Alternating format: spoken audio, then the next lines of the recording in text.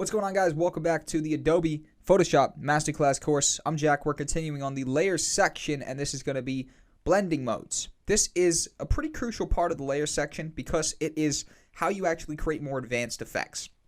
Allow me to show you. All right. So, for example, I'm going to load up my sample folder. I'm going to get this file called pattern. Right. I'm going to drag and drop it. I'm going to import it, and I'm actually going to make sure I put it over everything. Right. And I'm actually going to go ahead and press Control-T. I'm going to make it bigger, and I'm going to fill it on the screen. Now, that right there appears to be covering the whole screen, right? But what happens when we go to this button that says Normal, right? And as you see, we hover over it. It says Set the Blending Mode for the layer.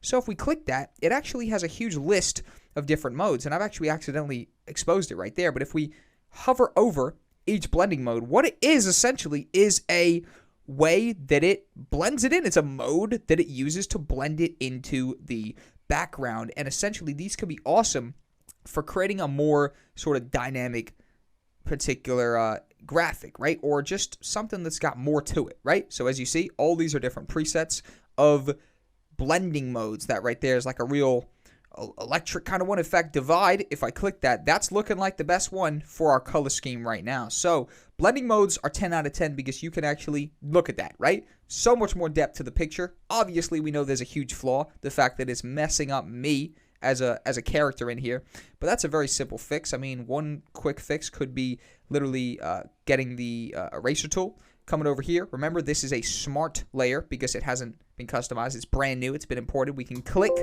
and rasterize it, which means we are essentially going to make it customizable.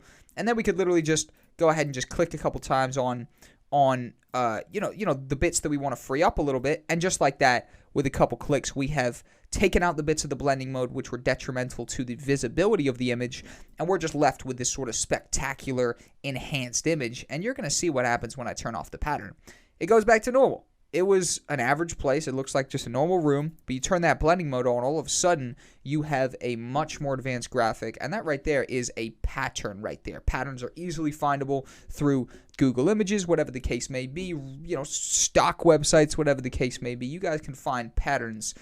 Patterns are raining from the sky, I assure you. You will not have any trouble finding patterns just like this, and they can be used, patterns essentially mean different layers. Textures is another word. Patterns, textures, backgrounds, overlays. These are all names for the same thing. And basically, you can use these to get so much more out of your images. And that is using blending modes. Blending modes are these ones right here, as we've just gone over. You can find a blending mode for each different project, something that's going to work for you. You can see that's instantly making a little bit more of a dark type of situation, right? You can get more out of images using blending modes, and of course combining them, which is the secret, right? Combining them with the actual right pattern and the right texture. I believe you'd probably call this a texture pattern, whatever the case may be.